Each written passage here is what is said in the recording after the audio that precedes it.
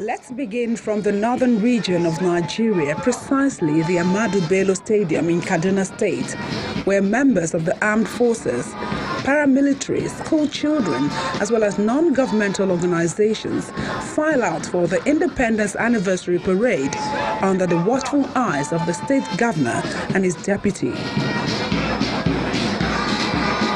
As part of the day's event, Governor Nasiru El-Rufai grants amnesty to 24 prisoners who were convicted for various offenses, with a call on Nigerians to be more united and shun divisive tendencies. Let us embrace a new paradigm that seeks only peaceful and lawful means of resolving differences. And let us work together to build a country that we all can be proud of. In Kano State, Governor Abdullahi Ganduje led hundreds of residents at the Sani Abacha Stadium to observe the day. After inspecting the parade of guard and subsequent parade by the Nigeria Police and other paramilitary agencies, Governor Ganduje confirms that he intends to replicate the efforts of the nation's founding fathers by taking Kano to greater heights. We have been making efforts to strengthen our unity despite our diverse, rich cultures. Anyone who chooses to come to stay in Kano should never be addressed as non-indigenous. In the southeast, the Dr. Alex Ekwueme Square, Oka, comes alive, where the Anambra State Governor, Willie Obiano, draws attention to the travails and victories of Nigeria as a nation and urges all to put the country first at all times. 58 is a great number. It shows that we have come a long way together. We have survived long periods of doubts and uncertainties.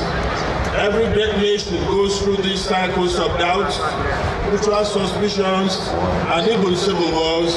Don't be afraid, because it is well with Nigeria.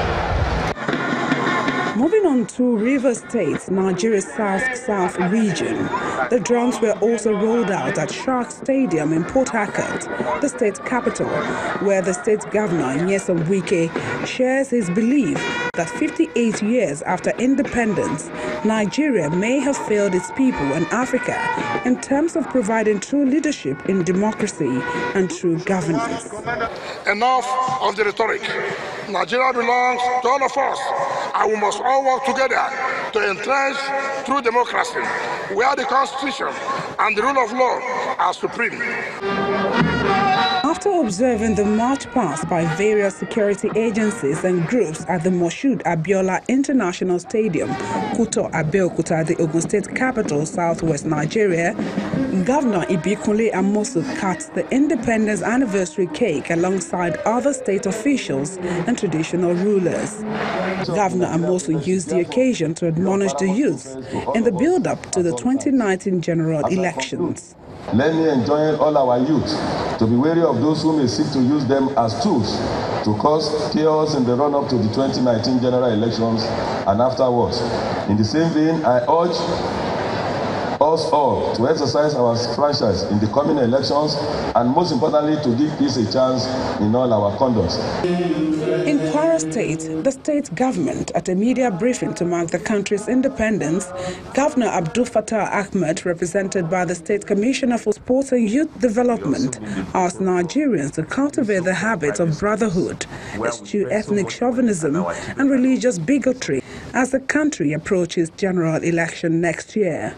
Still in the state, a Labour leader, Issa Aremu, urges governments at all levels to put in more efforts in tackling the economic challenges facing Nigerians. We need liberation from ignorance. We need liberation from poverty. We also need liberation from these so-called private schools, where we spend so much money and our children are not getting the best of education.